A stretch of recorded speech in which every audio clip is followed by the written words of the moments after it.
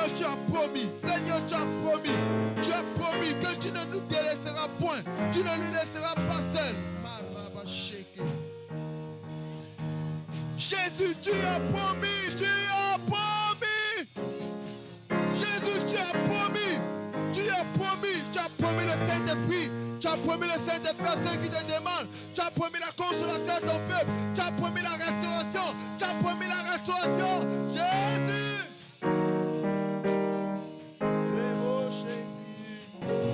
Encore une fois, tu as promis. Oh my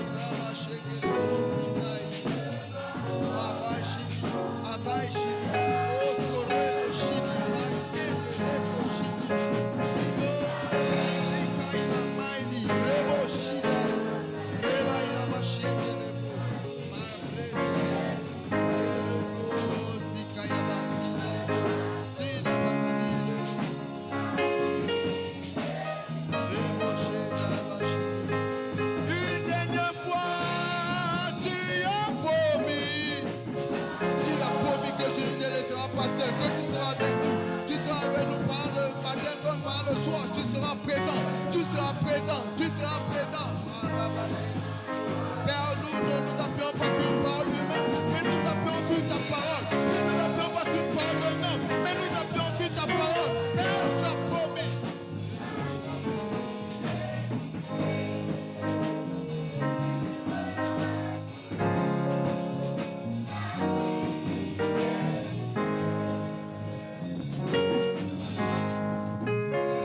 Tu vas déclarer à Dieu qu'il a promis. Il a promis qu'il ne te délaissera pas seul. Il a promis qu'il ne va pas te laisser seul. Malgré tous les tourments que tu vas passer, il ne te délaissera pas seul. Tu vas demander à Dieu qu'il se rappelle de sa promesse pour ta vie en cette matinée, en cette journée, qu'il se rappelle de la promesse qu'il avait faite pour ta vie, pour ton frère, pour tes enfants, pour ton ministère, pour tout ce qui t'appartient. Rappelle à Dieu qu'il se rappelle de sa promesse. Je t'entends prier.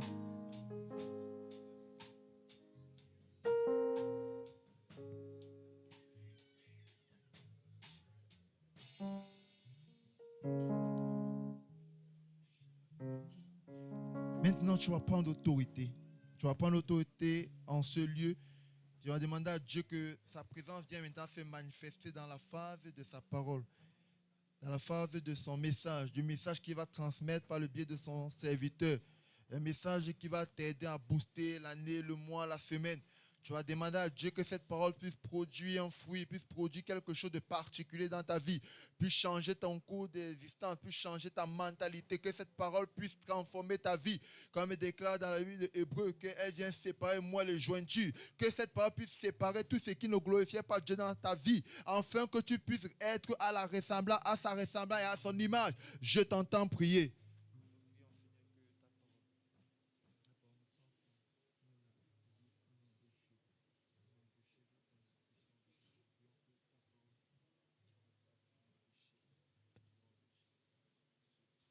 Tu vas te lever contre tous les ennemis de la parole en ce lieu, dans ta vie et dans tout cet environnement. Tu vas les anéantir au nom de Jésus. Tu vas te lever contre l'esprit de sommeil, l'esprit de fatigue, l'esprit de distraction. Tu vas te lever contre tous ces esprits que Satan aura eu envoyés pour t'empêcher de bénéficier de quelque chose qui vient de Dieu. Tu vas te lever contre ces esprits et tu vas les renverser au nom de Jésus. Je t'entends prier.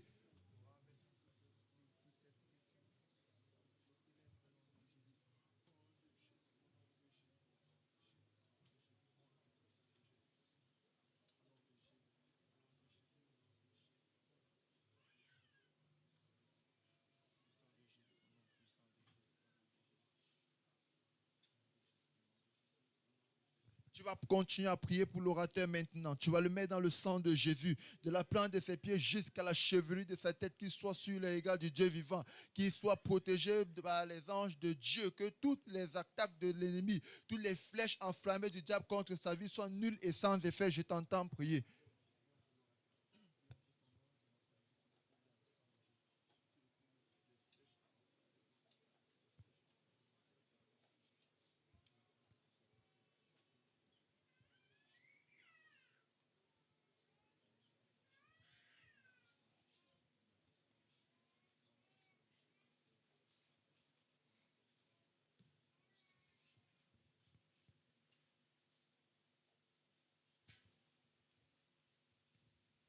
C'est dans le précieux et puissant nom de Jésus que j'ai prié. Amen.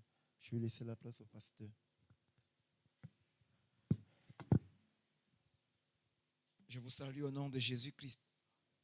Amen.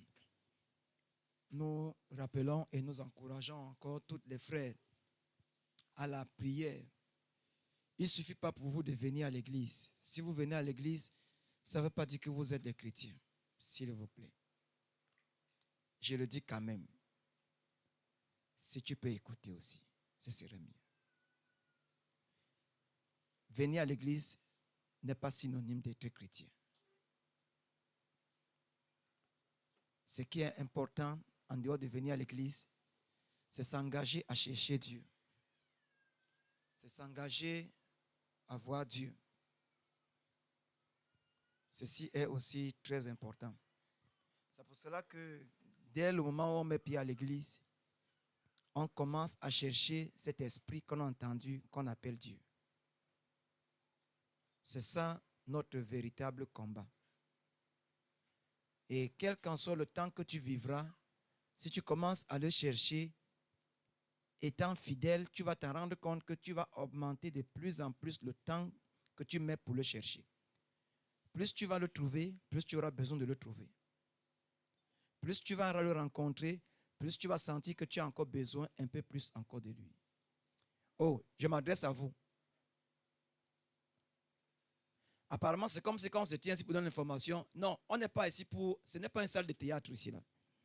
Écoutez, ce qu'on vous annonce ici, là, c'est ce que vous devez appliquer. On dit, les gens qui viennent à l'église, c'est les gens qui doivent commencer à avoir un temps pour Dieu. De lundi à dimanche, arrête déjà un temps pour dire lundi, je vais prier 30 minutes. Mardi, je vais prier 30 minutes. Tu peux les répartir même en 30 fois. Ça dépend de toi. Si tu ne le fais pas, tu viens ici pour rien. Le fait de venir ici ne fait pas de nous un chrétien. C'est le travail qu'on abat dans le secret. Donc nous sommes ici des hommes qui ont pris la résolution de chercher Dieu. Il n'y a personne ici qui a le monopole de Dieu. Donc ici, c'est l'école de Dieu. Donc quand on vient ici, là, on vient pour encourager chaque élève, pour dire continue à chercher Dieu. On ne vient pas ici pour dire viens encore dimanche prochain à l'église. Non. Notre objectif, c'est de trouver Dieu. Et il n'y a aucun homme qui l'a trouvé. Aucun apôtre. Peut-être ceux qui ont vécu au temps de Jésus. Ils peuvent se réjouir qu'ils l'ont vu. Et qu'ils l'ont touché. Et ils l'ont mangé avec lui. Mais nous, c'est pas la foi. Donc, c'est ça dans la vie chrétienne qui est différent d'une religion. Dans la religion, dimanche, chacun se lève et puis vient à l'église, il suit sa Bible et vient à l'église. Nous, ce n'est pas le cas. Nous, c'est un ministère, c'est un job, c'est un travail, c'est un engagement, c'est une décision que nous avons prise de le chercher tous les jours. C'est pour ça qu'on est ici. Là. Si tu veux, tu peux l'écouter. Si tu veux, tu peux ne pas le faire. Mais si tu le fais, ta vie chrétienne prendra un sens. Et personne ne te détournera. Si tu le fais, rien dans ce monde ne pourra enlever ce que tu as vécu toi seul et toi-même. On ne doit pas être fidèle à cause de quelqu'un, mais on doit l'être à cause de ce qu'on a travaillé. Et puis nous sommes dans un combat. La chose la plus difficile dans ce monde, c'est être chrétien. Il faut le reconnaître. Si le diable n'existait plus, ça serait facile. Le diable est prêt à tout pour nous déstabiliser. Ça, préparons-nous à ça. Ce qu'il a fait en 2024 est petit. 2025, il va faire l'original. Excusez-moi de le dire ainsi. Donc si tu pries, Dieu te donnera la force d'échapper. Mais si tu n'as pas une vie de prière, ça va te prendre. Il a décidé, on dit malheur à la terre, parce que le diable est descendu animé d'une très grande colère, sachant qu'il n'a que peu de temps. Il est prêt à tout. Il t'attaque tes pensées. Il passe par des frères, des soeurs, des païens et partout. Et il t'apporte des pensées. Il te donne des coups, tu ne ressens aucune main d'homme. Mais tu ressens des coups qui te refroidissent et qui t'enlèvent le goût de prier. Ce n'est pas facile la foi. Ce n'est pas facile. Si on ne sent pas que la foi est difficile, on ne peut pas mourir dans la vie de prière. La foi est difficile, très dure. Sauf ceux qui viennent seulement à l'église quand ils veulent et comme ils veulent. Pour ceux-là, la foi n'est pas difficile parce qu'ils n'ont jamais commencé la foi. Et le diable ne les combat pas. Le diable n'aime même pas leurs ennemis. Il aime de tels chrétiens. Il n'aime pas un chrétien qui prie tout moment. Il n'aime pas un chrétien qui est toujours dans une vie de prière. Il n'aime pas un chrétien qui dit toujours je m'en vais chercher Dieu. Il n'aime pas un chrétien qui a les programmes. Alors, tu es interpellé d'avoir des programmes dans ta vie. Si tu n'as pas de programmes dans ta vie, tu n'as rien avec Dieu. Et le diable ne peut pas te combattre. Mais si tu commences des programmes, tu vas voir combien est-ce que tu es faible. Tu vas voir combien est-ce que le diable va te provoquer. Tu vas voir combien est-ce qu'il va te donner des coups. Non, il me donne des coups. Moi-même, je ressens. Et j'ai dit souvent à la maison que cette fois-ci, je sens que le diable m'a touché. Ah oui, il donne des coups. Mais tu ne sens aucune main d'homme. Mais tu sens simplement les pensées parler. Les pensées parler. Tu es au nom de Jésus, au nom de Jésus. Tu combats contre qui? Contre personne. C'est ça la vie chrétienne. Parce qu'il faudra que selon lui, personne ne soit sauvé à la fin. C'est pour cela que la Bible dit, la fin d'une chose vaut mieux que son commencement. Jésus a dit, celui qui va persévérer jusqu'à la fin, ce n'est donc pas facile. À moins que le diable soit un enfant de cœur, ne soit qu'un dernier derrière. Mais si c'est un esprit qui est fort et puissant, et qui ne peut, et que donc aucun homme ne peut résister, il n'y a que en suppliant Dieu, en cherchant Dieu, nous sortons de là avec des victoires. Donc nous encourageons les frères. Nous disons aux frères que non, la vie chrétienne, ce n'est pas venir à l'église. La vie chrétienne, c'est commencer un travail pour chercher Dieu. C'est là que la vie chrétienne commence. Si tu ne pries pas, tu ne vas pas réussir. Amen. Amen. Si, comme on te l'a dit aujourd'hui, dans l'église, quand tu entends des choses, prends souvent des résolutions. Quand tu ne prends pas la résolution, l'information que tu as reçue te sera enlevée et tu ne pourras rien faire. Vous savez, pendant que j'étais assis là, j'ai aussi pris une autre résolution moi-même quand j'ai pensé à tous ces combats-là. Et j'ai pris une résolution, j'ai dit, je ne pars pas loin, je commence demain. C'est tout ce qu'il faut faire avec la foi. Si on ne fait pas comme ça, on ne peut pas réussir. Sinon, la foi n'est pas difficile. Il est presque impossible d'être sauvé par nos propres forces. Impossible, impossible, impossible. Donc nous encourageons les frères et nous disons aux frères, on est chrétien lorsqu'on commence à prier et qu'on ressent qu'on ne peut rien sans Dieu. C'est en ce moment-là qu'on commence à sentir le goût de la foi. S'il vous plaît, mettez-vous dans la prière. Commencez la vie de prière. S'il vous plaît, commencez la vie de prière. S'il vous plaît. Amen. Et nous rappelons, les mamans sont priées de rester un instant après le culte m'a choisi. Nous rappelons aussi aux frères, non seulement la prière, mais la lecture de la Bible. Chaque frère doit lire sa Bible. Quel qu'en soit là où tu es, lis ta Bible. C'est très important. Et tu peux ne pas savoir ce que ça peut faire dans ta vie aujourd'hui.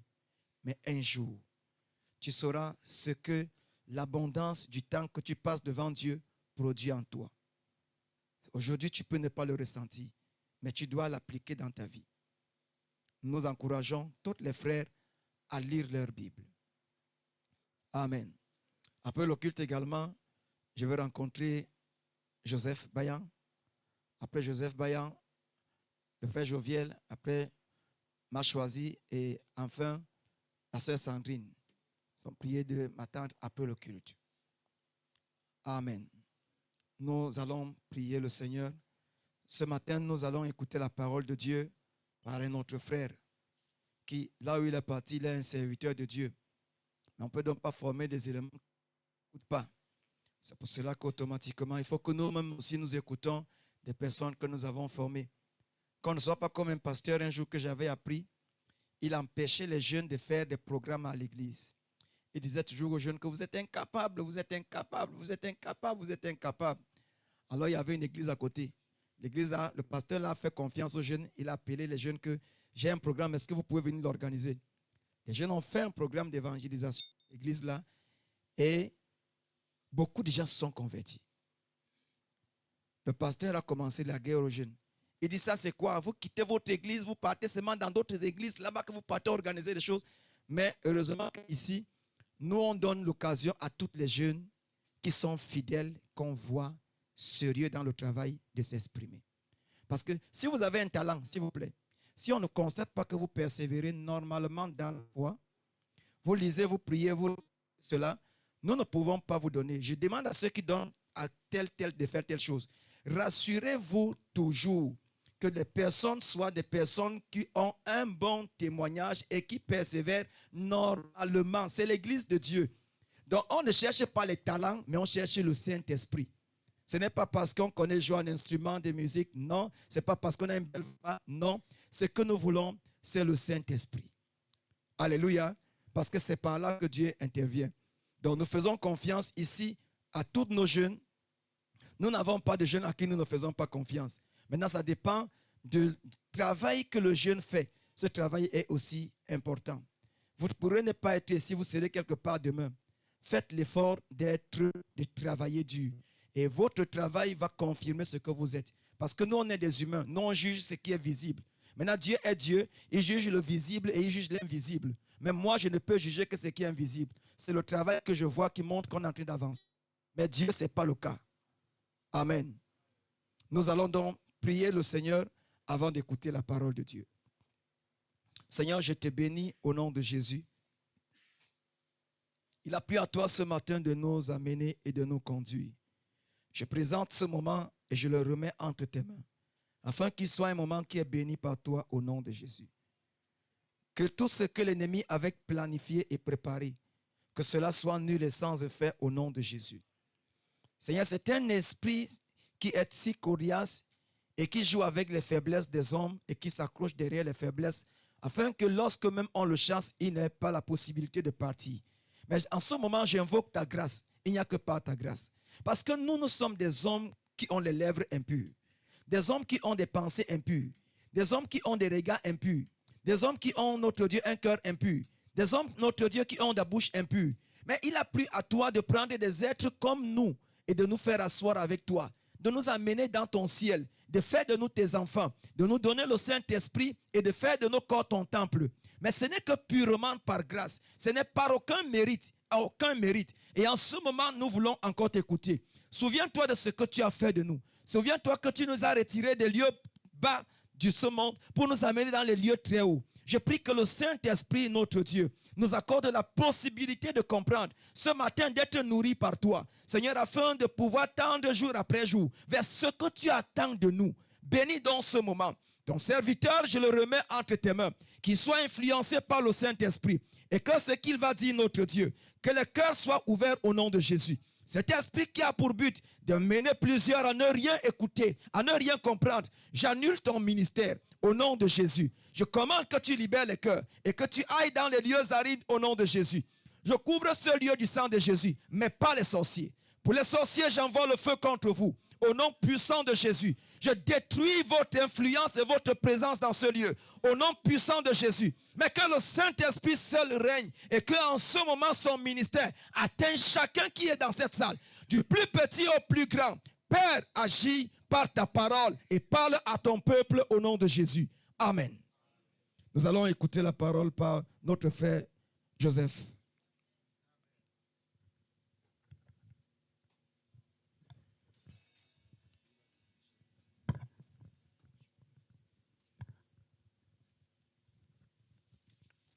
Amen.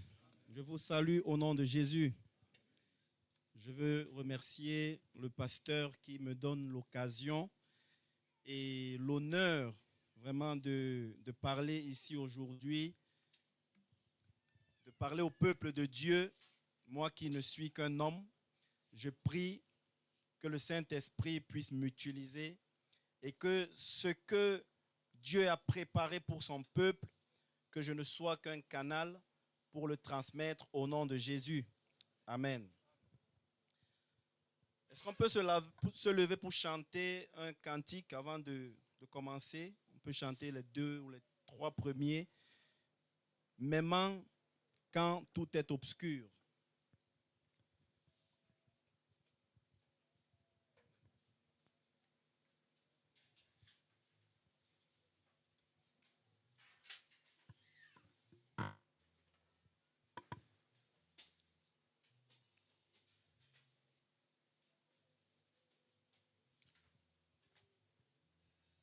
Même quand tout est obscur.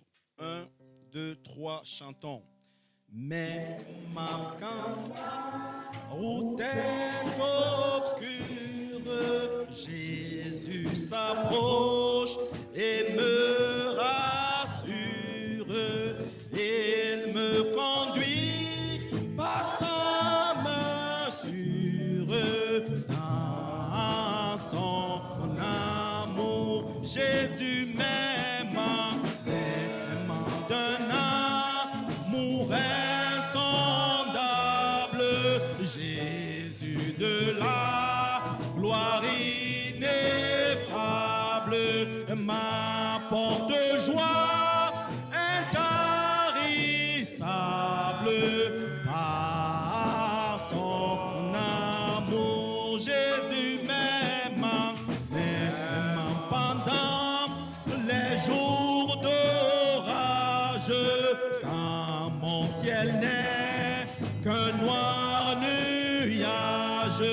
Jésus me sauve du naufrage par son amour. Éternel Dieu Tout-Puissant, je te rends grâce parce que c'est un privilège que tu m'accordes d'être en ce lieu. Je veux que ton nom soit élevé au-dessus de tous les trônes. Que le nom de Jésus soit glorifié dans le cœur de chacun d'entre nous. Et que lui qui transforme les cœurs, lui qui apporte le renouvellement, que par la parole qu'il a envoyée ce matin, que nous soyons transformés pour aspirer à la perfection à laquelle il nous appelle.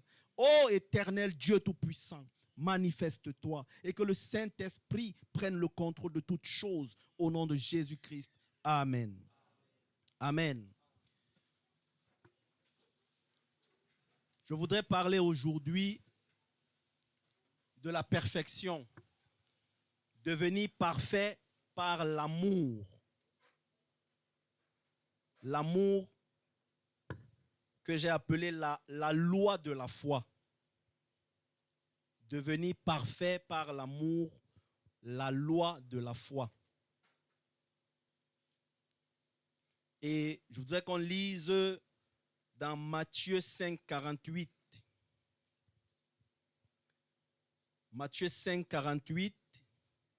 Le Seigneur Jésus a dit, « Soyez donc parfaits comme votre Père céleste est parfait. » Amen. C'est un commandement que le Seigneur nous a donné. Le Seigneur nous a appelés à la perfection. Or, nous savons que la perfection, comme on le dit d'habitude, ce n'est pas du commun des mortels, comme on a l'habitude de le dire. On dit souvent que la perfection ne relève pas de l'humanité, pour dire qu'un homme ne peut pas être parfait. Mais c'est parce que nous regardons souvent cela comme étant le fruit de nos efforts à nous, comme si devenir parfait était la somme des actions que nous, en tant qu'humains, nous pourrions poser. Comme si nous pouvions, à un moment donné, remplir un ensemble de règles et qu'en remplissant ces règles-là, on deviendrait parfait. Mais non, d'après l'Écriture, la perfection à laquelle le Seigneur nous appelle, ce n'est pas celle-là. La perfection à laquelle le Seigneur nous appelle ne dépend pas de nos efforts. La perfection à laquelle le Seigneur nous appelle n'est pas notre capacité à respecter mot pour mot, lettre pour lettre, toutes les lois qui ont été écrites. Sinon, personne de nous n'arriverait à la perfection.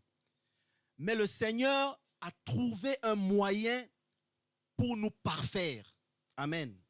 Le Seigneur a trouvé la possibilité de nous rendre parfaits et Cette perfection vient d'une autre loi.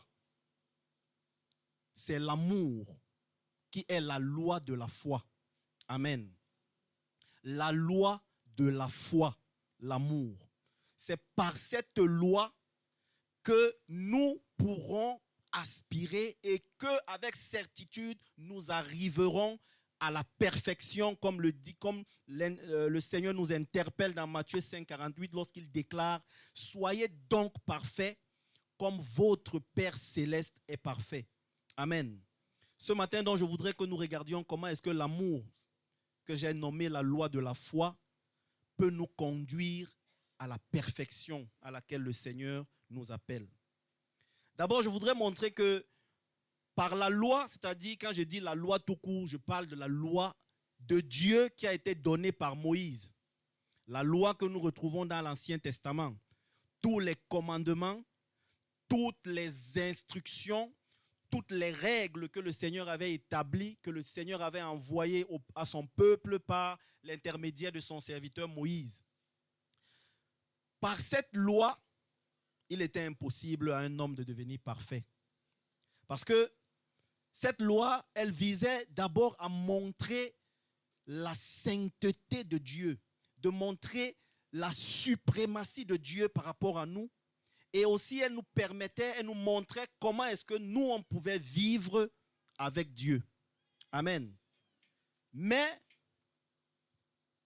cette loi, bien qu'elle était juste et bonne, parce que les Écritures nous montrent que la loi, elle est juste, elle est bonne, elle ne pouvait malheureusement pas nous amener à la perfection telle qu'on la percevait à ce moment-là.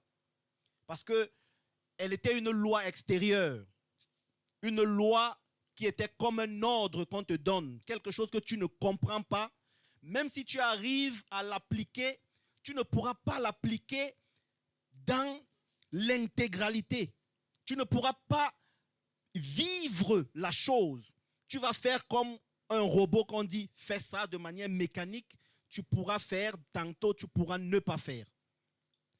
Mais à cause de cela, donc, cela ne pouvait pas nous amener à la perfection. Parce que tant que tu vis une chose comme un commandement, tant que tu vis une chose comme quelque chose qui ne vient pas de toi-même, mais qui vient de quelqu'un d'autre, d'extérieur, et que tu ne comprends pas la portée ni le fondement de la chose, tu ne peux pas l'appliquer à 100%. Tu l'appliques le jour que tu peux, le jour que tu ne peux pas, tu n'appliques pas. Et là, on n'est pas parfait. Romains 3,20 nous dit, « Car par les œuvres de la loi, aucune chair ne sera justifiée devant lui, car c'est par la loi que vient la connaissance du péché. » Amen. La loi nous montre notre incapacité à atteindre la perfection dans le sens que si nous voulons être comme des personnes soumises à un ordre que nous n'avons pas déjà accepté premièrement, c'est difficile. C'est pour ça que c'était difficile de respecter tous les commandements tels qu'ils étaient donnés. Parce qu'on ne s'appropriait pas de la chose. En fait, la chose est extérieure. Elle vient de quelqu'un d'autre. Et toi, tant que tu ne l'as pas prise sur toi et pour toi-même, elle est difficile. Et la loi, pourtant, c'était un moyen parce qu'elle nous a quand même enseigné beaucoup de choses. Elle nous a enseigné à craindre Dieu. Elle nous a enseigné à ne pas faire le mal. Elle nous a enseigné à ne pas faire ci, à ne pas prendre la chose de son frère, à ne pas prendre la chose du voisin, à ne pas convoiter, à ne pas envier, à ne pas tuer. Donc par là, nous comprenons que la loi, elle est bonne. Amen. Mais c'est nous qui, parce que nous ne savions ou nous ne comprenions pas le fondement de la loi, nous ne pouvions pas la vivre de manière pratique. Mais elle nous a montré que nous avons vraiment besoin d'un autre moyen, d'une autre solution, d'une autre voie. Amen. Ainsi, dans Galates 3, 24, il est écrit, « Ainsi la loi a été notre enseignant, notre pédagogue pour nous conduire à Christ. » Parce que nous avons, en regardant la loi, les préceptes de Dieu, en regardant tout ce qui a été donné comme ordonnance, nous avons vu que par nous-mêmes, nous n'y arriverons pas. Par nous-mêmes, ce sera difficile. par nous-mêmes, ce sera une tâche ardue. Donc, la loi nous conduit à Christ afin que nous soyons justifiés par la foi. Amen. C'est donc la foi qui pourra, parce que la foi, différente de la loi, est basée sur quelque chose de beaucoup plus fort. Ce n'est pas seulement un ordre, ce n'est pas seulement une instruction, mais c'est quelque chose que lorsqu'on a compris et accepté, ça devient quelque chose de propre à nous. Amen. Ce sera donc pour nous une nouvelle et une loi différente de la première, qui était une loi qui était extérieure. Je dis extérieure parce qu'elle était écrite sur des tablettes, elle était écrite dans des livres, mais elle n'était pas écrite dans le cœur des hommes. Amen. Parce que lorsque c'est écrit dans ton cœur, ça veut dire que ça vient de toi-même. Ça veut dire que tu as compris la chose et tu as décidé par toi-même de faire. En ce moment, ce n'est plus un ordre, ce n'est plus un commandement. Et là, ça devient facile. C'est pour ça que le Seigneur dit, mon joug est léger. C'est léger parce que lorsque tu l'as accepté et que tu t'es approprié de la chose, ça devient simple. Et c'est donc là, cette nouvelle loi que j'ai nommée l'amour, la loi de la foi. Parce que lorsque tu vas aimer, déjà aimer c'est facile. Regardez l'amour que vous avez pour vos enfants par exemple. Tu n'attends rien de ton enfant. Tu n'attends pas qu'il te donne quelque chose en retour. Lorsque tu agis pour lui, lorsque tu fais quelque chose pour lui, ce n'est pas quelqu'un qui te demande de le faire. Et donc tu le fais avec beaucoup de liberté, avec beaucoup d'aisance, c'est-à-dire tu es prêt à faire tous les sacrifices possibles pour faire du bien à ton enfant. C'est un exemple. Amen. Et à partir de là, on comprend que si la loi avait été ainsi pour nous, nous serions certainement arrivés à la perfection. Mais hélas, ce n'était pas le cas. Le Seigneur Jésus, lui, il est venu, il a accompli quelque chose de fort. Il a accompli quelque chose de puissant qui transforme nos cœurs, qui renouvelle nos cœurs et qui va réécrire la loi, cette fois-ci dans nos cœurs, pour qu'elle soit émanant de nous-mêmes, venant de nous-mêmes et non plus comme une loi extérieure. Amen. Lisons Romains 13 du verset 8 au verset 14.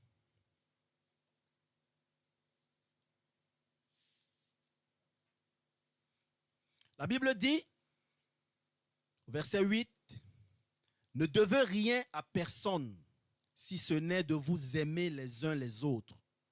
Car celui qui aime les autres accomplit la loi. » Amen. En effet, les commandements, tu ne commettras point d'adultère, tu ne tueras point, tu ne déroberas point, tu ne convoiteras point. Et ce qui peut y encore avoir se résume dans cette parole. Tu aimeras ton prochain comme toi-même. L'amour ne fait point de mal au prochain. L'amour est donc l'accomplissement de la loi. Amen. Nous comprenons donc que si j'ai l'amour dans mon cœur, si je vis l'amour, j'accomplis tout l'Ancien Testament. Amen. Si j'ai accepté le Seigneur Jésus, si j'ai compris le sacrifice qu'il a payé, si j'ai compris ma position d'avant où j'étais pécheur et que ma position d'après, après le sacrifice de Jésus à la croix, si j'ai compris que je suis devenu cette nouvelle créature, comme c'est dit dans Corinthiens, que nous devenons de nouvelles créatures, amen, l'amour de Dieu s'installe dans nos cœurs. Et désormais, nous agissons non plus par contrainte.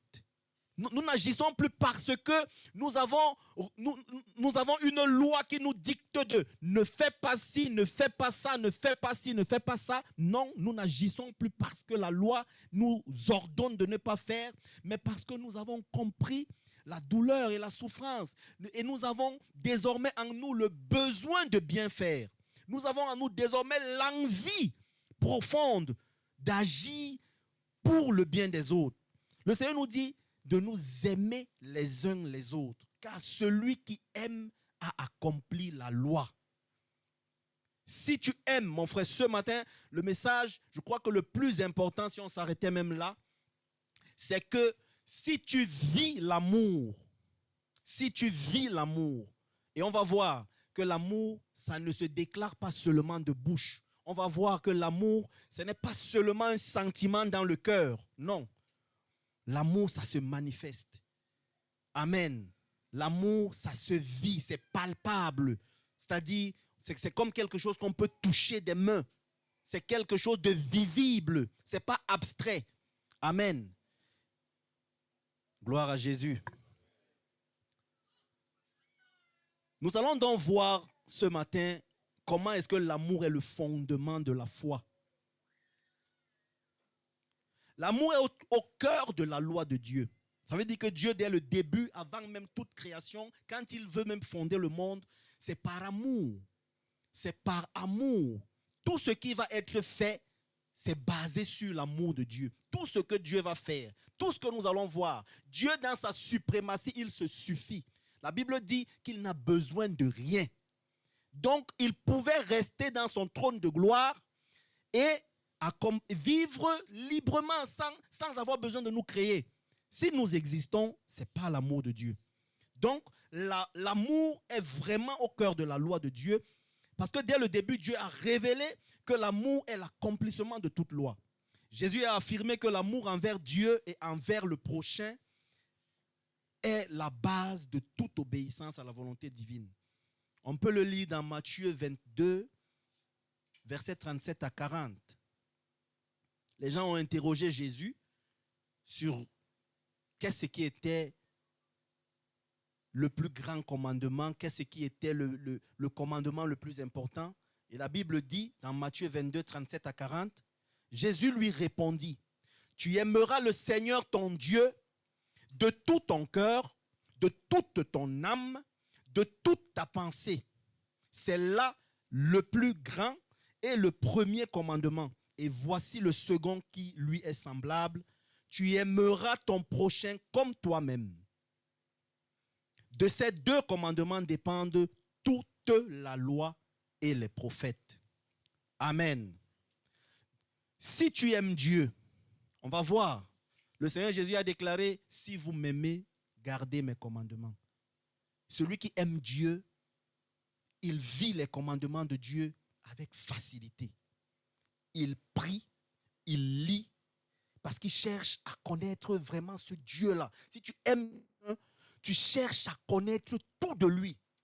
Aucun homme ne peut aller épouser une femme qu'il aime sans chercher à savoir les moindres détails de la vie de cette femme. Il cherche à savoir, il va remonter même dans le temps parce qu'il veut être sûr que cette personne avec qui je veux me mettre, c'est la bonne. Amen. C'est pareil, celui qui m'aime garde mes commandements. Il cherche à me connaître. Il médite pour comprendre qui je suis. Amen. Si nous aimons Dieu et si nous aimons notre prochain, comme nous-mêmes, nous avons accompli toute la loi. Parce que l'amour ne fait pas de mal. L'amour, c'est, si je vois mon frère en difficulté, je me presse pour l'aider.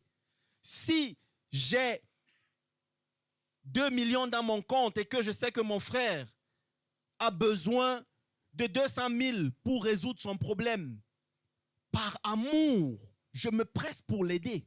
C'est ça l'amour. Amen. Je manifeste la vie de Dieu et c'est ça la volonté de Dieu.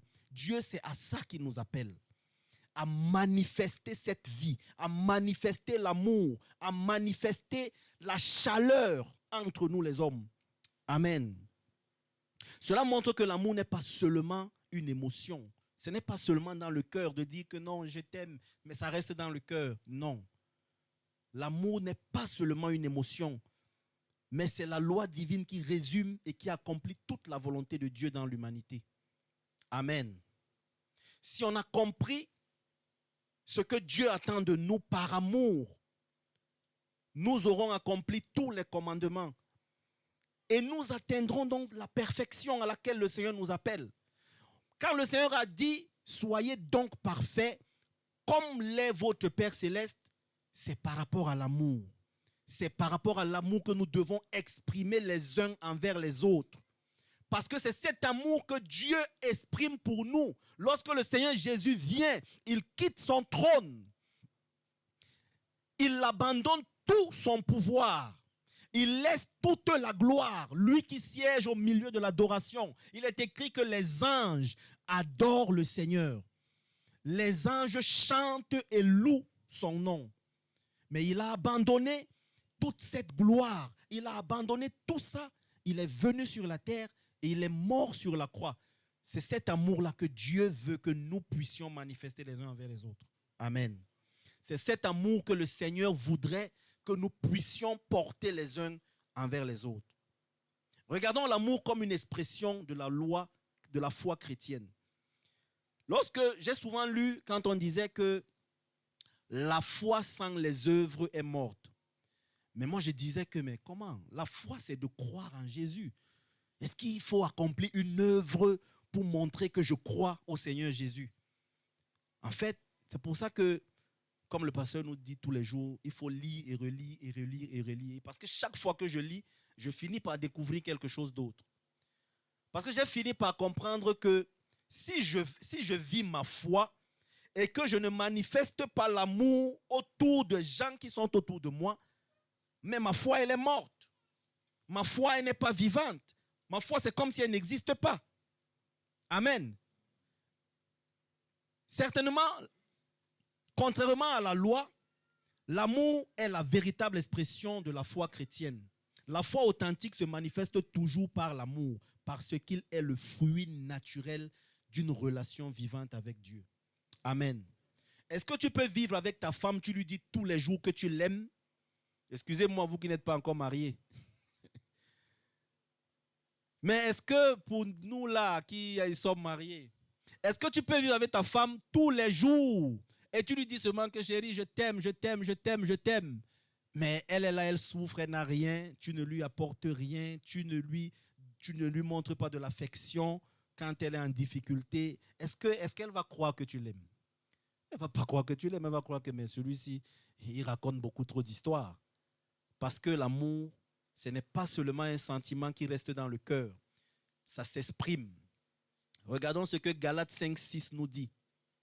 Car en Jésus-Christ, ni la circoncision, ni l'incirconcision n'ont de valeur, mais la foi qui opère par l'amour.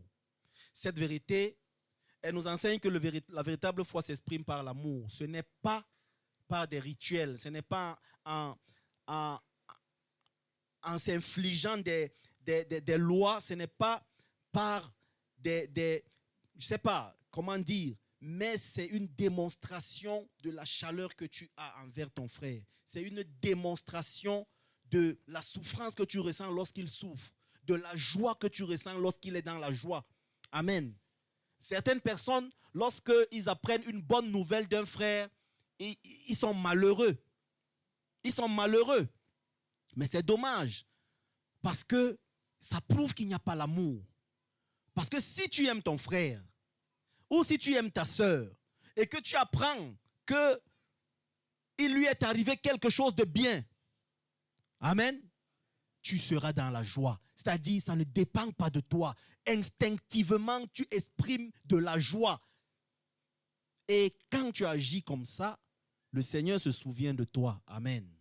Le Seigneur se souvient que, mais regarde comment il est content pour la réussite de l'enfant de son frère.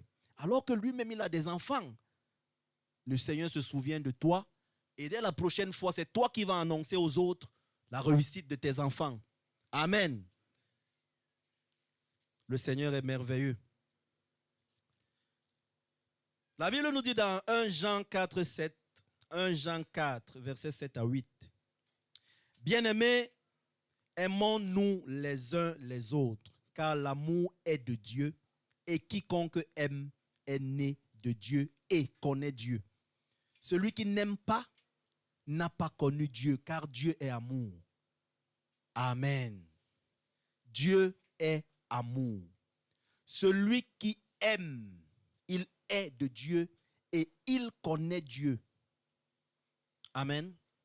Celui qui aime est de Dieu et il connaît Dieu. Si tu n'aimes pas, certainement c'est que tu n'as pas encore connu Dieu. Certainement c'est que tu n'as pas encore vraiment rencontré Dieu. Parce que la Bible est claire. Celui qui aime est né de Dieu et connaît Dieu. Si tu es né de nouveau, si tu es converti par la foi dans le nom de Jésus, l'amour habite dans ton cœur et tu dois le manifester. Amen. Tu dois manifester cet amour. Tu dois montrer cet amour à ceux qui sont autour de toi. Que tu sois riche ou que tu sois pauvre, Dieu te donne la possibilité de manifester ton amour pour les autres. Amen. Souvent, on pense qu'il faut être riche pour pouvoir apporter des millions à quelqu'un pour prouver son amour. Non, pas du tout. Il y a des gestes simples, des gestes de vie courante qui nous justifient que j'aime mes parents, j'accomplis mes travaux à la maison sans faire crier mes parents. J'accomplis mes tâches sans qu'on ait à me réveiller pour me dire « va faire ». Amen. Je me bats à l'école pour amener les meilleurs résultats possibles parce que je veux réjouir le cœur de mon père ou de ma mère. Ce n'est pas eux qui me demandent d'étudier, mais moi je veux ramener le bon résultat pour qu'ils soient heureux. Parce que je les aime, parce que je vois combien ils souffrent, je vois combien ils ne dorment pas. Ils travaillent jour et nuit pour accomplir quelque chose, pour avoir de l'argent, pour que je puisse aller à l'école. La moindre chose, c'est que je leur ramène des bons résultats. Amen.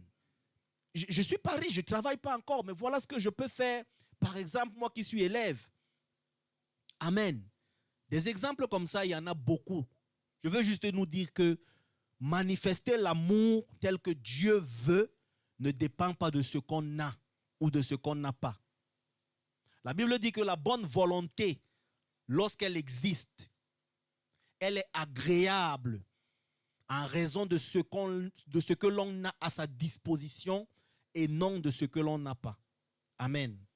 Dieu sait ce que tu as et ce que tu peux donner. Et si tu le donnes avec joie et amour, certainement tu es né de Dieu. Amen. Donc nous comprenons que, en fait, Dieu est amour. Et si nous disons que nous sommes de Dieu, nous devons manifester l'amour. Et c'est comme ça que nous arrivons à la perfection. C'est comme ça que nous arriverons à cette phrase de Matthieu 5,48, où le Seigneur Jésus dit « Soyez donc parfaits comme votre Père céleste est parfait. » Amen.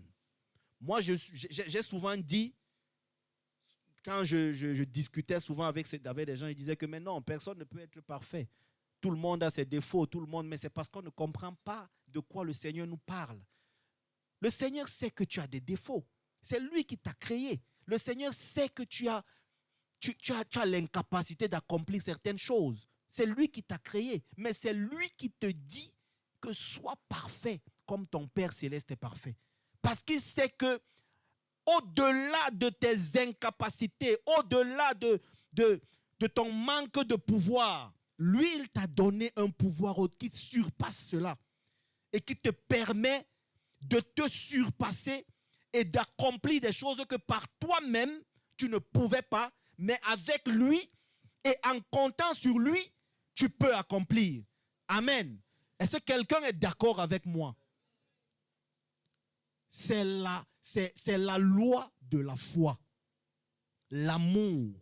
Cet amour qui peut nous permettre de déplacer des montagnes. Cet amour qui peut vraiment nous amener à faire des choses que nous n'imaginions pas. C'est une loi que le Seigneur a donnée. Parce que dans l'Ancien Testament, la loi elle était centrée sur les commandements. Ne fais pas ci, fais ceci, fais ceci. Mais en Christ, l'amour devient la nouvelle loi qui gouverne nos vies. Cette loi n'est pas écrite. Ce n'est pas une loi qui est écrite dans un livre ou sur des tablettes. mais elle est directement gravée sur nos cœurs. Le Seigneur dit qu'il nous donnera des cœurs nouveaux, des cœurs qui ne sont pas de pierre, mais des cœurs tendres qui acceptent l'amour. Amen. Des cœurs qui peuvent vivre désormais sa loi sans la percevoir comme une contrainte, mais plutôt comme quelque chose de bien, de pur, de parfait. Amen. La Bible dit dans Jean 13, versets 34 à 35, le Seigneur nous donne un nouveau commandement. Et la Bible dit, je vous donne un commandement nouveau. Parce qu'il y avait d'abord des commandements anciens. Quand on dit qu'on donne un commandement nouveau, c'est qu'il y avait un commandement ancien ou des commandements anciens. Amen. Peut-être le Seigneur a vu notre incapacité à vivre suivant le commandement ancien parce que nous ne l'avions pas compris.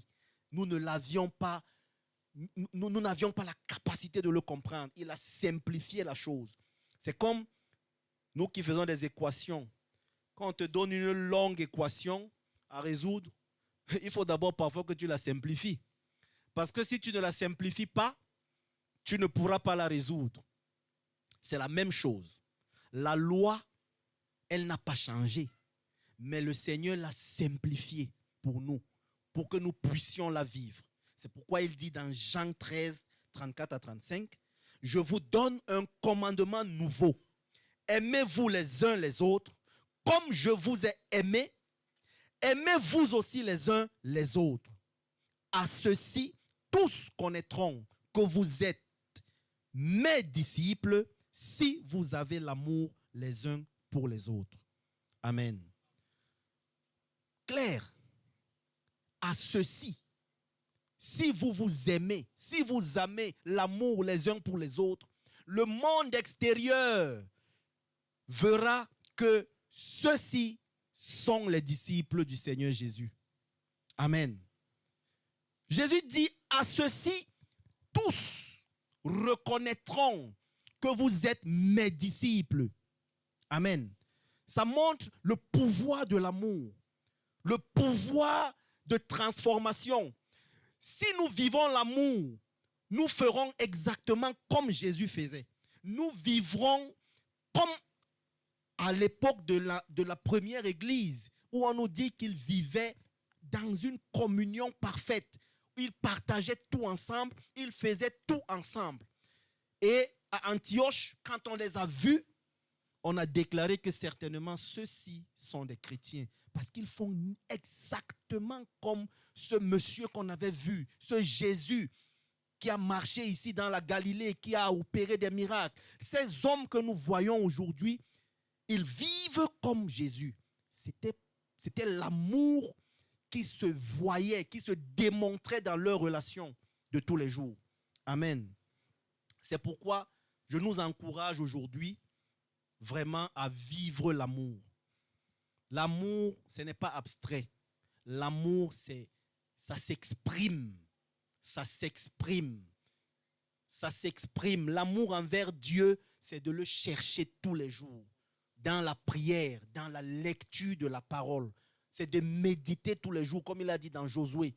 Que ce livre de la loi ne s'éloigne point de ta bouche. Médite-le jour et nuit. Que tu sois en voyage, que tu sois dans quelque lieu que ce soit, médite la parole. Parce qu'elle transforme. Parce que, regardez, lorsque tu as mal au pied ou mal à la dent, je prends le mal de dent, ce qui fait souvent très mal. Lorsque tu prends le Doliprane ou le Gébédol ou n'importe quel autre antidouleur et que tu l'avales, est-ce que tu fais autre chose? Tu ne fais plus rien du tout. Mais tu te rends compte que la douleur, elle est en train de partir. Amen. Lis ta Bible tous les jours. Ne te soucie pas de la comprendre. Ne te soucie pas de l'interpréter. Parce que c'est comme le médicament que tu avales. La transformation à l'intérieur de ton corps ne dépend pas de toi. la transformation de ce médicament dans ton ventre qui va aller atténuer le mal dedans ne dépend pas de toi, mais ça dépend de celui qui a fabriqué le médicament. Amen. Ça dépend de celui qui connaît la molécule qu'il a mis dans son médicament parce qu'il sait que lorsque ça va aller trouver la douleur, ça va éteindre la douleur. Dieu qui a écrit la Bible, Dieu qui a envoyé la parole, il sait que lorsque tu vas la consommer tous les jours, il connaît le résultat que cela va avoir dans ta vie. Il connaît le travail que cela va opérer dans ta vie. Cela ne dépend pas de nous, mais de Dieu qui a fait et qui a envoyé sa parole aux hommes. Amen. Quand tu pries, ne te soucie pas de ce que je n'ai pas eu l'exaucement de ma prière. Ce n'est pas toi qui exauces, c'est Dieu qui exauce. Amen. Toi, prie et continue de prier. Amen. Continue de prier et dis à Dieu, c'est toi qui m'as dit, prie sans cesse. Prie sans cesse. Que ce soit que j'ai vu l'exaucement ou que je n'ai pas vu l'exaucement, je continue de prier parce que tu m'as dit, prie sans cesse. Amen. Et tu verras, parce que Dieu n'est pas un homme pour mentir. Amen. Dieu, ce qu'il dit, il l'accomplit. S'il dit, demandez-moi et je vous donnerai, ça veut dire que demande et il va donner. Amen. Sinon, il n'est plus Dieu. Mais moi, j'ai confiance avec 2 milliards de pourcents ou bien une infinité de pourcentages que Dieu accomplira nos prières, il exaucera à nos prières au nom de Jésus. Amen. Je ne sais pas quel est ton projet cette année 2025 qui commence, mais si tu vis dans l'amour, tu vas réaliser tous tes projets au nom de Jésus. Amen. L'amour ne fait aucun mal au prochain. L'amour est l'accomplissement de la loi, comme je l'ai dit. L'amour, dans le contexte de la foi chrétienne, c'est la norme et le critère d'évaluation. Si nous sommes chrétiens ou pas, c'est par rapport à l'amour qu'on manifeste aux autres. C'est par rapport à cet amour que nous vivons. C'est comme le thermomètre de la foi. L'amour est le thermomètre de notre foi. Si nous aimons Dieu ou si nous aimons et si nous aimons les autres, c'est par rapport à comment nous l'exprimons. C'est par rapport à comment nous le vivons. Amen. Que l'on peut savoir que oui, celui-ci est vraiment né de nouveau. Parce que la Bible dit que toutes choses sont anciennes. Voici, toutes choses sont devenues nouvelles. Les choses anciennes sont passées. Voici, toutes choses sont devenues nouvelles. La nouveauté vient de ce que désormais nous vivons l'amour de Christ. Désormais, nous vivons la foi en pratiquant l'amour. Amen. Et de cette façon, en nous aimant, nous accomplissons pleinement la volonté de Dieu.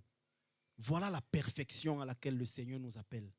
Voilà la perfection à laquelle Dieu nous invite. Ce n'est pas que tu vas devenir, je ne sais pas, mais Dieu veut que tu aies de l'amour dans ton cœur pour lui et pour les hommes qui sont autour de toi. Dieu veut qu'en cette année 2025, qu'il n'y ait plus de jalousie dans le cœur des hommes, qu'il n'y ait plus de querelles, qu'il n'y ait plus de murmures sur la vie de l'autre qui a prospéré, l'autre qui n'a pas prospéré. Dieu ne veut plus ça. Dieu veut que nous nous réjouissions les uns pour les autres. Et que lorsque l'un est en souffrance, que nous tous nous soyons attristés par sa souffrance. Et que nous participions à sa souffrance. Amen. C'est à ça. C'est ça la vie chrétienne. Voilà ce à quoi le Seigneur nous appelle. L'amour nous permet donc d'exprimer notre foi. L'amour nous permet de démontrer la foi que nous avons. Amen. Si nous sommes nés de Dieu, nous aimons. Si nous aimons, nous sommes nés de Dieu. Amen. C'est automatique, c'est comme une conséquence. Celui qui est né de Dieu aime, mais celui qui n'aime pas n'est pas né de Dieu. Cette année, prenons la résolution et prions Dieu, parce que c'est Dieu qui transforme les cœurs. Et lorsque nous l'avons accepté, lorsque nous avons accepté Jésus comme Seigneur et Sauveur, il a le pouvoir de transformer nos cœurs. Et ce pouvoir, il nous l'a donné. Il a dit à ceux qui l'ont reçu, il leur a donné le pouvoir de devenir enfants de Dieu. Ça veut dire que le Seigneur nous a donné le pouvoir. Ça dépend donc désormais de toi, de toi mon frère, de toi ma soeur. Ça dépend désormais de toi de dire que oui, je veux aimer. Oui, je veux compatir à la douleur de mon frère. Et je prie le Seigneur tous les jours qu'il m'aide dans ça, qu'il m'aide dans ce travail. C'est ça le rôle. Amen. Donc l'amour n'est pas seulement une attitude extérieure, mais elle doit se traduire par des actions concrètes envers les autres. La foi en Christ doit se manifester par des œuvres d'amour, des œuvres de sacrifice pour les autres, des œuvres de charité pour les autres, des œuvres de générosité pour les autres, des œuvres de bienveillance. Nous savons qu'on a un ancien à tel endroit, on part chez lui, on travaille. Nous savons que nous avons une maman de l'autre côté, elle est toute seule. On va chez elle, on travaille. C'est ça la bienveillance. La sagesse, elle court des rues, mais nous sommes souvent aveugles. Nous ne voyons pas. On a plein d'opportunités pour servir Dieu, pour démontrer notre amour, mais souvent, on reste comme aveuglés.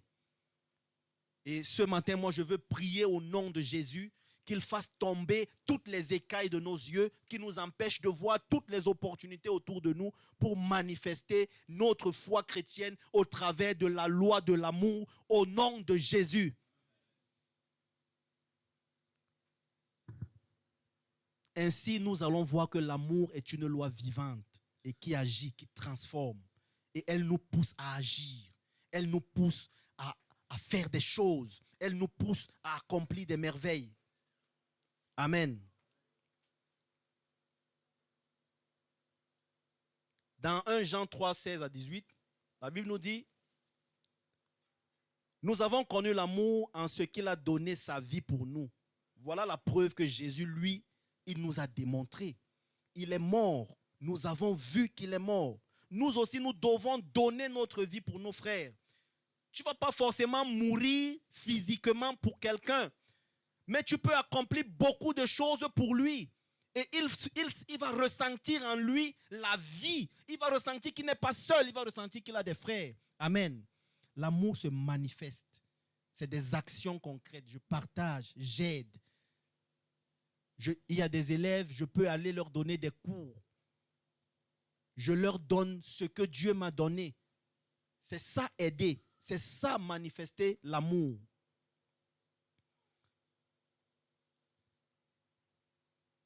Amen. L'amour est une loi vivante de la foi et elle nous conduit à la perfection. Amen. C'est donc la loi fondamentale de la foi chrétienne, celle qui conduit le chrétien à accomplir complètement, parfaitement et sans aucune difficulté toute la volonté du Seigneur. Amen. Cette foi ne consiste pas à observer la loi telle qu'elle est écrite, c'est-à-dire à se plier, à voir la loi comme quelque chose de difficile, mais à la pratiquer parce que désormais c'est dans notre cœur. Ce n'est que par l'amour que nous accomplissons entièrement la volonté de Dieu et c'est par l'amour que nous atteignons la perfection. Amen. 1 Corinthiens 13, 13 nous dit: maintenant donc, ces trois choses demeurent, la foi, l'espérance et l'amour. Mais la plus grande de ces choses, c'est l'amour. Amen. Amen. L'amour est le sommet de la vie chrétienne. Si nous vivons dans l'amour, nous avons la preuve que Dieu nous aime et que nous aimons Dieu. Amen. La perfection que Dieu veut pour nous, ce n'est pas que nous ne tombions jamais. Non.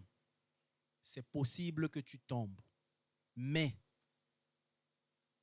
si tu as confiance en Dieu, Dieu te relève de ta chute et il te tient ferme. Tu es comme celui qui a bâti sa maison sur un rocher. elle ne tombe pas, quelles que soient les épreuves, quels que soient les vents qui vont souffler sur elle. Elle tient debout. Amen. Et pour finir, lisons ce dernier passage d'Hébreux 10, 14 qui nous dit « Car par une seule offrande, il a rendu parfait à perpétuité ceux qui sont sanctifiés. » Amen. L'œuvre de Jésus à la croix s'est manifestée, est la manifestation de son amour. Il a complété cela, il a par ça complété la loi. Et il a par ça, c'est pour ça qu'il a déclaré quand il était sur la croix que tout est accompli. Amen. Parce que cette action-là marque pour nous le début de notre capacité désormais à accomplir intégralement la loi telle qu'elle est donnée dans l'Ancien Testament. Amen. Donc voilà, rendre l'homme parfait devant Dieu par la loi, par la loi de la foi en Jésus-Christ, nous recevons le pardon de nos péchés. Nous recevons une nouvelle nature qui nous permet de vivre selon sa volonté. Que Dieu nous accorde la grâce de vivre selon la loi de l'amour. Au nom de Jésus-Christ. Amen.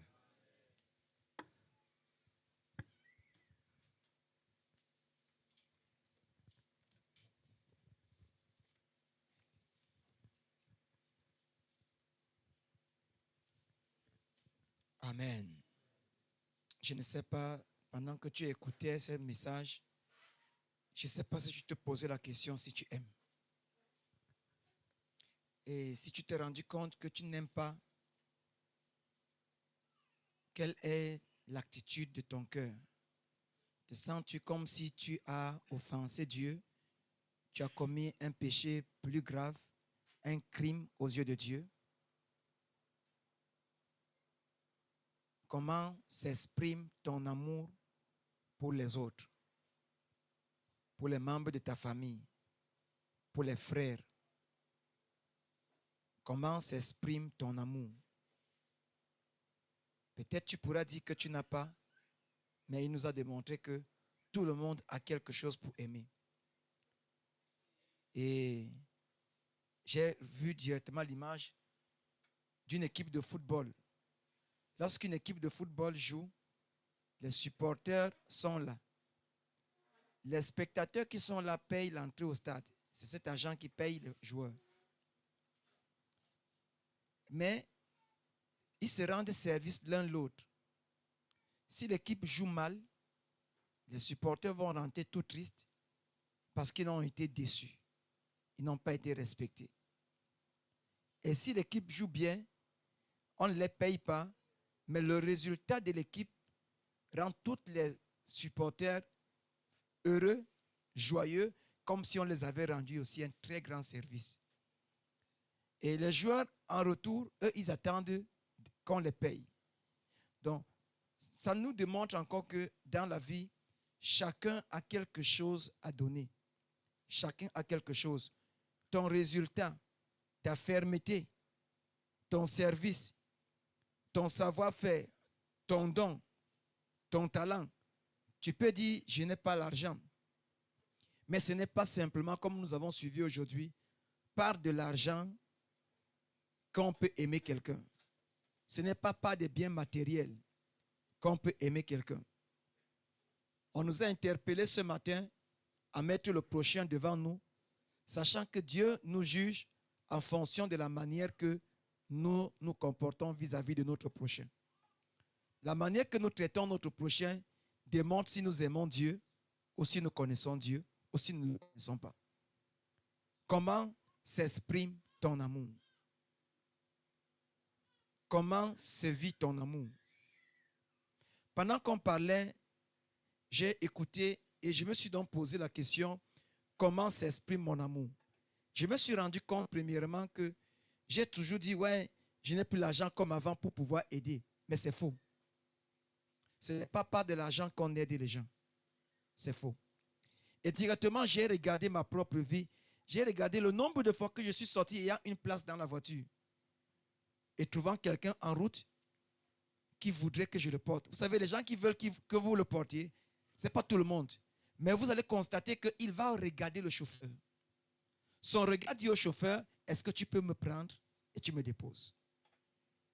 Tandis que d'autres personnes, je me suis arrêté un jour là, à Special One pour prendre les gens, ils ont refusé d'entrer dans la voiture. Parce qu'ils étaient étonnés. Mais il y a d'autres qui regardent carrément le chauffeur. Pendant que tu avances, tu vois son regard te dit, s'il vous plaît, est-ce que tu peux me prendre aussi? Combien de fois j'ai vu cela et je n'ai pas porté? Est-ce que j'aime? Si j'attends manifester mon amour qu'à l'église, et les gens qui sont dehors, soit je suis amour, soit je fabrique l'amour en fonction des milieux. Ça veut dire qu'avec mes enfants, je manifeste l'amour, et envers les enfants des autres, je ne manifeste pas. Est-ce qu'en ce moment-là, je suis devenu amour? Point d'interrogation. Comment s'exprime ton amour? Est-ce que nous trouvons notre échec vis-à-vis de l'amour comme un poignard dans le cœur de Dieu? Alors si tu le trouves, sincèrement, tu vas le demander pardon, mais de tout ton cœur, en pleurant. C'est un regret de décevoir Dieu. Mais si ce n'est pas un regret, ça signifie déjà que même quand tu auras commis une erreur envers une personne, tu ne sentiras pas aussi une douleur de ton mal, parce que tu ne sens pas ce que l'autre vit. Or, l'amour nous permet de ressentir ce que Dieu peut vivre. Pourquoi est-ce que quelqu'un peut demander pardon et pleurer? Nous avons tant de péchés que nous confessons. Pourquoi nous ne pleurons pas? Parce que nous ne sentons pas la douleur de Dieu. Ça signifie qu'il n'y a pas l'amour de Dieu. Mais lorsque nous sentons une douleur de quelqu'un, nous pleurons pour lui. Vous avez dit arriver dans un deuil et vous sentez la douleur d'une personne, vous vous mettez à pleurer parce que vous sentez. Vous avez dit arriver là où quelqu'un a une joie, vous sentez la joie de la personne, vous vous mettez à danser même plus que la personne parce que vous sentez sa douleur, vous partagez. Est-ce que pouvons-nous sentir la douleur de Dieu qui est amour vis-à-vis de nous qui ne sommes pas amour, qui sont égoïstes? Est-ce que nous pouvons sentir combien nous avons déçu Dieu étant des enfants de Dieu? Est-ce que nous trouvons que nous n'avions rien fait au cœur de Dieu? Est-ce que nous sentions la déception? Est-ce que nous sentions le poids que Dieu a eu? Ok, disons que tu as des enfants. Lorsque l'un de tes enfants n'aide pas l'autre et qu'il a la possibilité, toi qui es vivant parent, tu sens ça comment? Tu ne sens pas comme un poignard pendant que tu es diminué, ne pouvant rien faire, mais tu te retrouves que l'autre insulte l'autre avant de l'aider. Comment est-ce que tu sens ça? Tu aimerais avoir des milliards pour aider toi-même tes propres enfants. C'est un peu comme ça. Est-ce que tu peux sentir un peu? Il n'y a rien qui soit blessant dans le cœur de Dieu comme le manque d'amour.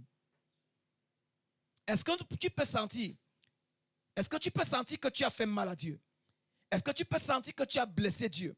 Est-ce que tu peux sentir que tu as ridiculisé Dieu? Parce qu'il a dit que à tous ceci, l'homme connaîtra que vous êtes mes disciples. Est-ce que nous pouvons sentir, nous avons rendu ridicule la foi chrétienne en vivant soi-même, pour soi-même et non pas pour les autres? Est-ce que nous pouvons ressentir cela? Est-ce que nous pouvons ressentir cela, que nous avons rendu ridicule la foi chrétienne? Que nous pouvons. Chacun doit être conscient. Moi, j'ai parlé de moi, devant toi, devant vous. Mais comment est-ce que toi, tu as ressenti? Dieu n'envoie pas sa parole en vain. Il envoie sa parole pour augmenter quelque chose dans notre vie. Mais nous ne pouvons pas augmenter sans toutefois creuser. C'est ça la repentance. Pour bâtir, il faut creuser afin de poser le fondement sur une terre solide. Si tu veux bâtir en disant dès maintenant, je m'en vais maintenant, je vais rendre visite aux frères, je vais faire ceci, et que tu n'étais pas repenti sérieusement du passé que tu as fait, tu es en train de bâtir sur du sable, ça ne te permettra pas demain d'aller plus loin. Quand une situation viendra vis-à-vis de la personne, tu ne pourras plus maintenir les mêmes actes envers lui. Parce que tu avais bâti sur un mensonge. Tu n'as pas commencé à sentir la douleur. Sentons un peu la douleur. Pour Dieu, rien n'est aussi grave que ne pas aimer. Rien n'est aussi grave que ne pas aimer. Rien n'est aussi grave aux yeux de Dieu comme ne pas aimer. Rien n'est aussi grave. Et même Jean nous dit que comment pouvons-nous dire que nous aimons Dieu que nous ne voyons pas et nous n'aimons pas les gens que nous voyons? Comment pouvons-nous déclarer cela, que nous aimons Dieu, si nous ne parvenons pas à donner de notre temps pour les autres? Tu peux être une personne qui prie beaucoup. Quel est ton temps que tu mets pour prier pour les frères? En priant seulement pour les frères, est-ce que tu imagines ce que l'Église serait devenue? Si tu mettais ton temps rien qu'à prier pour les frères, pour dire, moi je ne connais pas comment, je n'ai pas les mains. Tu peux ne pas avoir les mains. Tu peux avoir les crampes des pieds. Tu peux avoir les crampes des mains. Mais est-ce que tu as les crampes de cœur? Est-ce que ton cœur ne te permet-il pas de passer le temps et de commencer à chercher le bien du peuple de Dieu et de commencer à prier et de commencer à pleurer comme s'il s'agissait de toi-même. Est-ce que tu as déjà pu prier pour les enfants des autres comme tu pries pour toi, pour tes propres enfants? Quand Dieu nous pèse donc dans cela, est-ce qu'il constate qu'il y a amour? Si Dieu te met sur sa balance, est-ce qu'il y a amour? Est-ce que tu aimes? Moi, je me suis regardé et si je me donne une note en termes d'amour, ma note est de 1 sur 100. Je suis très loin. Je suis très loin. Vous savez, si vous ne vous sentez pas très loin, vous ne sentez pas le travail que vous avez à faire. Je suis très loin. Je suis très loin. Je suis très loin. Et j'ai besoin que Dieu m'aide. Mais ce n'est pas simplement que je suis très loin, mais j'ai tellement fait mal à Dieu. Alors tu vas donc prier le Seigneur. Et tu vas demander à Dieu de te pardonner. Parce que tu as échoué. Vous savez, on est là aujourd'hui. Mais la trompette pouvait sonner aujourd'hui. Et si la trompette sonnait, où passerions-nous l'éternité? Nous avons des fausses raisonnements qui nous montrent que depuis qu'on a cru, on est déjà sauvé. Frère, vous savez, la Bible nous déclare que et leurs œuvres leur suivent. Le jour que vous mourrez, ce que vous avez posé comme acte va vous suivre. Le jour que vous quittez ce monde, les actes que vous quotidiens vont nous suivre. Alors nous sommes appelés à faire tellement attention. La foi, c'est la démonstration, comme on nous l'a appris. La foi, ce n'est pas seulement des paroles. Ce n'est pas le bon langage. Le monde, ce sont des flatteurs. Ils peuvent te donner toute espèce de mots. Mais au niveau des actes, les actes ne suivent pas les paroles. Mais Dieu ne voudrait pas que nous soyons comme le monde qui ont le verbe, mais qui n'ont pas de l'action. Nous, on doit avoir non seulement le verbe, mais notre verbe doit être accompagné de l'action, d'un sacrifice. Celui qui veut aimer doit se perdre lui-même, doit s'oublier lui-même. Tu ne peux pas au même moment aimer toi-même et aimer l'autre. Ce n'est pas possible. Ce n'est pas possible. Alors tu vas demander à Dieu qu'il te pardonne. Je t'entends prier. Seigneur, pardonne-moi parce que je suis très loin de l'amour, très loin d'aimer, très loin d'aimer. Souviens-toi de moi. Manifeste-toi dans ma vie et interviens dans ma vie. J'ai besoin de ta grâce. J'ai tellement échoué. Sincèrement, je ne connais pas aimer. Je ne connais pas aimer. Je me suis rendu compte, ce que j'ai fait comme amour, j'ai cru que c'était ça. Je prie, Seigneur, que tu me pardonnes. J'ai échoué. Pardonne-moi. Pardonne-moi. Je ne connais pas aimer. Je suis paresseux. Je suis lourd. Mais j'implore notre Dieu ta grâce. Je descends devant toi, ô Dieu. C'est devant toi que je me jette en te disant, aie pitié de moi. Aie compassion de moi. Jusqu'ici, mon résultat est 0.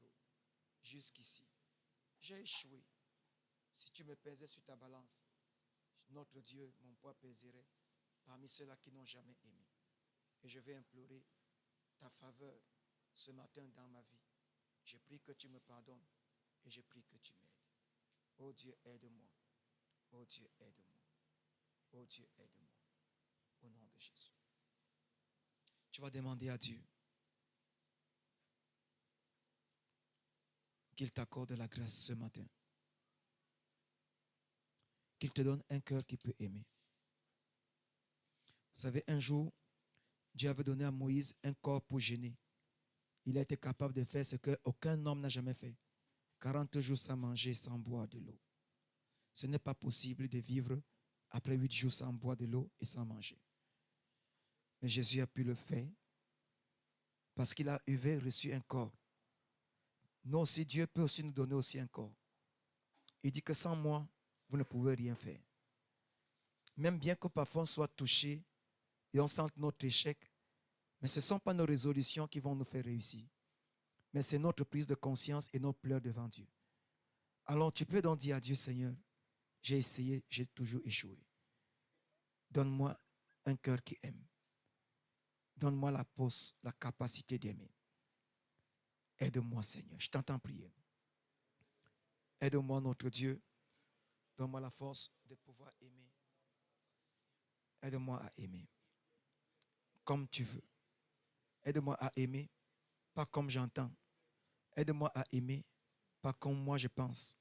Aide-moi à aimer, pas comme moi, notre Dieu, je pense que ça doit se passer. Mais accorde-moi la grâce d'aimer comme toi. Tu m'as aimé. Tu as donné ta vie pour moi et tu voudrais que moi aussi, je donne ma vie pour des autres. Je risque ma vie pour des autres. Je prie de m'aider, de me rendre capable de ne pas penser à moi, mais de penser aux autres. Rends-moi capable. Rends l'Église capable quand nous avons besoin de toi. Oh Dieu, aide-nous, aide-nous, aide-nous, aide-nous, aide-nous, aide-nous.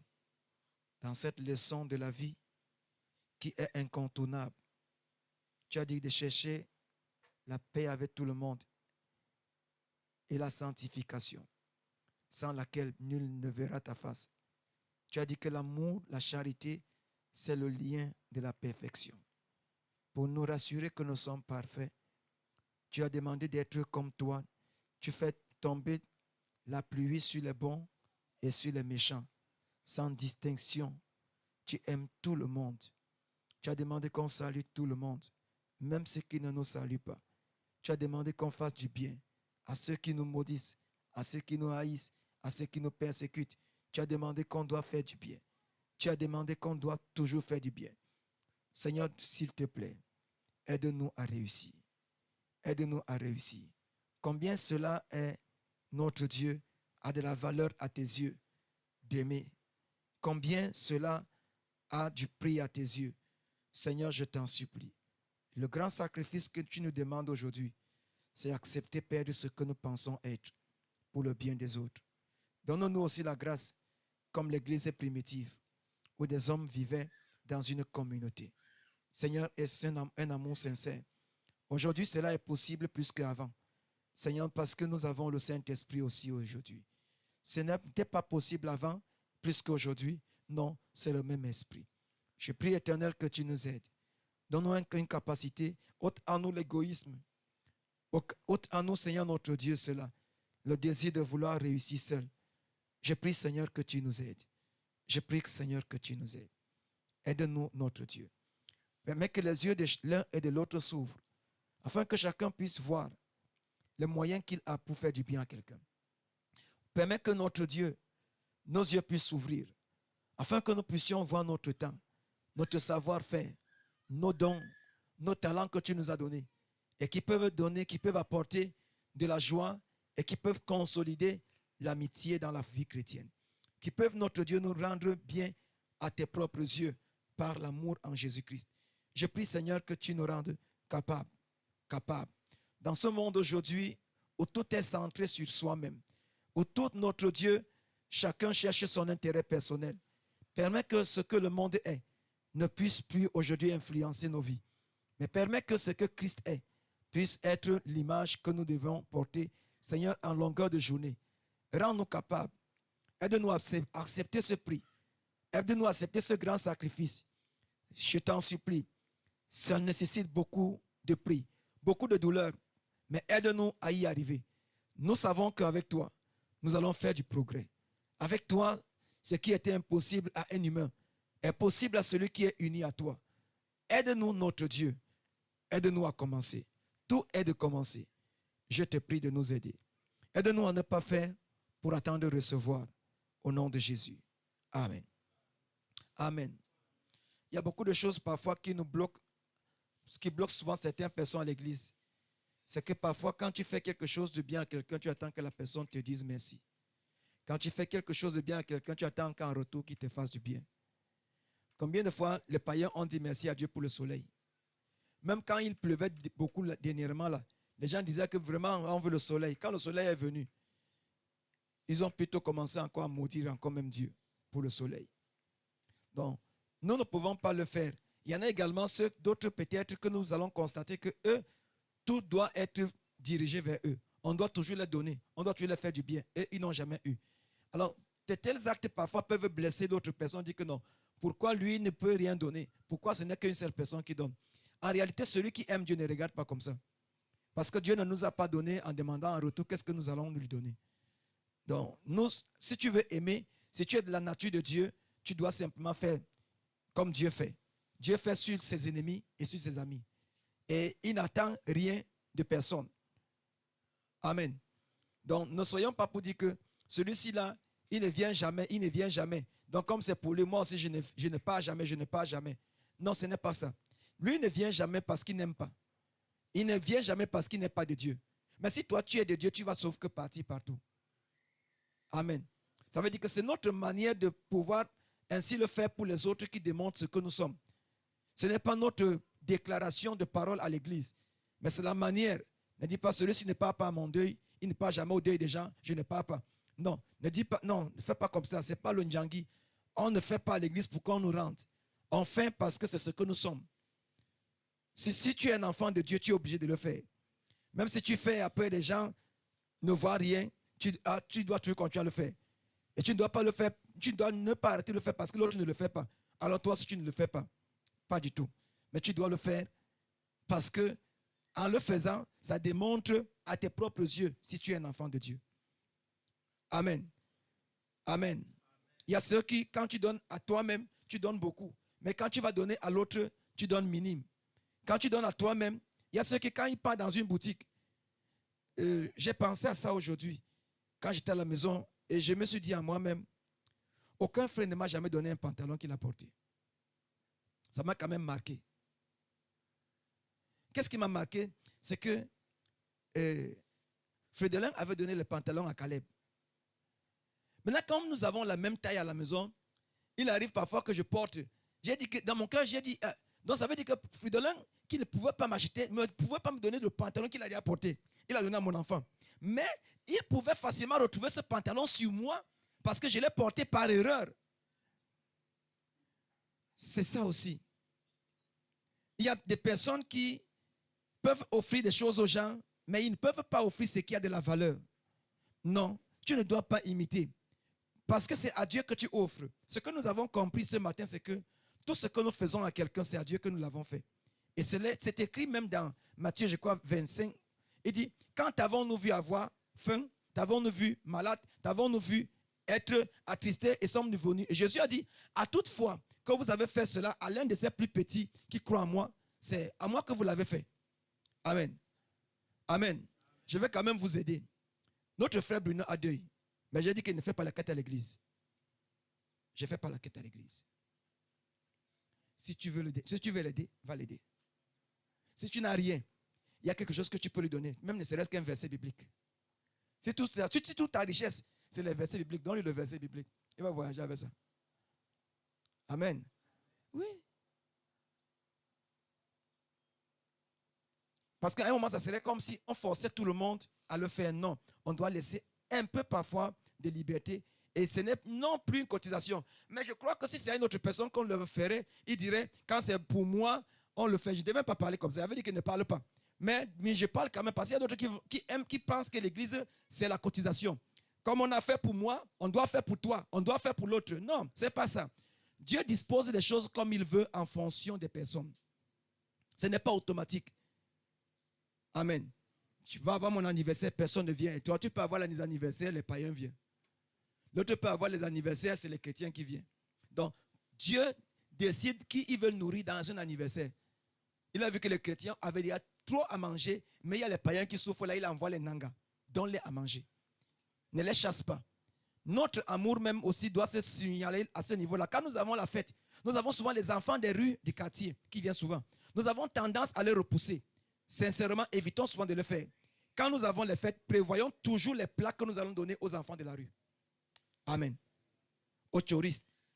Prévoyons toujours, même quand on a une fête ici, là, prévoyez toujours les plats emportés, même si les autres mangent dans les plats cassables, mais prévoyez toujours les plats emportés, que quand l'enfant là va venir, vous allez lui donner. C'est tout simplement en le faisant, nous sommes en train de faire comme Dieu qui fait pleuvoir sur les bons et sur les méchants. C'est tout simplement ça. Amen. C'est un message qui va nous amener à trop de travail. Mais si nous regardons le travail à faire, ça va nous paraître difficile. Si nous nous concentrons sur Dieu, ça vient et on fait comme ça se présente devant nous. Et on traverse. Pourvu qu'à chaque circonstance, on bloque, le chapitre se ferme par une action que nous avons posée de bien. Et notre action doit toujours nous apporter la joie et apporter la joie sur celui qui le reçoit. Quand c'est ainsi, nous avons fait quelque chose de bien. Mais si nous posons une action qui n'a pas apporté la joie sur celui qui la reçoit, ou toi-même, tu ne sens pas une fierté, ça veut dire que ce que tu as donné était une poubelle. C'était quelque chose qui fallait se débarrasser et que tu as donné. Une telle chose n'a pas de joie. Mais si tu vas à Score pour acheter quelque chose, pour venir offrir à quelqu'un, c'est-à-dire que tu as besoin de voir. C'est comme quelqu'un cette année-ci là a eu le ventilateur. Beaucoup de personnes enviaient parce qu'il fait très chaud à Douala. Mais je vous assure que celui qui a reçu là, il sent que la personne là l'aime beaucoup. Mais je vais dire à la personne que moi aussi je t'aime aussi beaucoup. Ça ne m'a pas passé, tu ne m'as pas tiré. Si tu m'avais tiré, tu allais avoir le riz peut-être. Tu allais aussi bien manger. Amen. Alors, nous bénissons dans le Seigneur pour le travail dans lequel il nous met. Nous allons ensemble lui dire merci pour ce que nous avons passé, pour ce que nous avons écouté. Je t'entends prier. Merci parce que tu nous aimes. L'honneur et la gloire te soient donnés et te soient rendus d'avoir utilisé encore notre frère pour nous ramener au pas. Reçois la louange et la gloire au nom de Jésus-Christ. Amen. Nous allons nous lever et nous allons terminer. Et Jean 13 et 17 dit, si vous savez ces choses, vous êtes heureux pourvu que vous les pratiquiez. Connaître est bon, mais la mise en pratique pour Dieu est plus importante. Notre Dieu et notre Père, le travail que tu nous as demandé aujourd'hui est un travail impossible. Est un travail difficile dans le sens d'un humain. Mais tous ceux qui sont unis à toi ont triomphé du monde, de la chair. Et à eux, tout est possible. Rends-nous donc capables, à cause de notre union avec toi, Seigneur Jésus, à triompher de notre égoïsme, à triompher, notre Dieu, de toute mentalité qui ne cherchait que notre propre bien personnel et non pas pour les autres. Aide-nous, notre Dieu, afin que par nos paroles, par nos actes, par notre service à rendre, que nous fassions tout pour tout, autant que cela dépend de nous, toujours notre Dieu, à rendre service à quelqu'un. J'implore ta grâce. Apprends-nous à nous occuper des autres. Apprends-nous à nous préoccuper des autres. Apprends-nous à porter les autres. Apprends-nous même à dire bonjour. Apprends-nous même à appeler les autres. J'implore ta faveur et ta grâce. Agis, Éternel notre Dieu. Bénis ton peuple. Bénis cette assemblée. Et que ta grâce ramène tes enfants dans la paix. Bénis ton serviteur au nom de Jésus. Amen. Frère, pendant qu'on a prié, on a constaté, on a un groupe de ces mères ici là. Vous pouvez faire un constat. Si un frère avant disait bonjour, aucun frère ne va répondre. Ces mères Koto, ça m'a marqué. Si un frère dans ces mères Koto dit bonjour, même le truc de Bruno, quand j'ai envoyé, j'ai attendu, j'ai dit que je n'appelle pas, je vais envoyer à ces mères Koto. Mais quand je visite les autres sites, je vois comment les mêmes personnes ont répondu dans tous les autres sites des autres WhatsApp. Les personnes, ils ont répondu merci. Alors le Seigneur nous interpelle un peu aussi à aimer. Amen. Quand un frère dit bonjour, soyons moins polis pour lui dire bonjour mon frère. Amen. Que Dieu vous bénisse.